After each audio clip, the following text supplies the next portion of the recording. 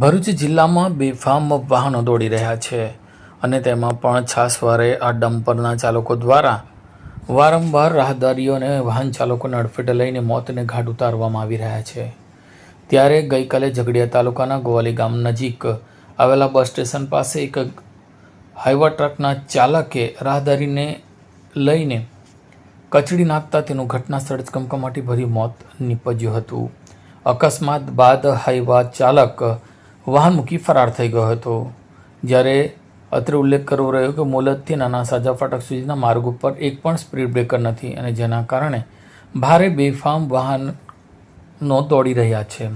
અહીં રેતી ખનનને લઈને વારંવાર ઓવરલોડ હાઈવા ટ્રકો પસાર થતા હોય છે, જે બાબતે પોલીસ અધિકારીઓને રજૂઆત કરવામાં આવી છે, ખાણ ખનિજ વિભાગને રજૂઆત કરવામાં આવી છે અને આરટીઓને પણ જાણ કરવામાં આવી છે, પરંતુ તંત્રના અધિકારીઓ આ મામલે કોઈ ધ્યાન આપતા ન હોવાનો પણ આક્ષેપ સ્થાનિક લોકો કરી રહ્યા છે।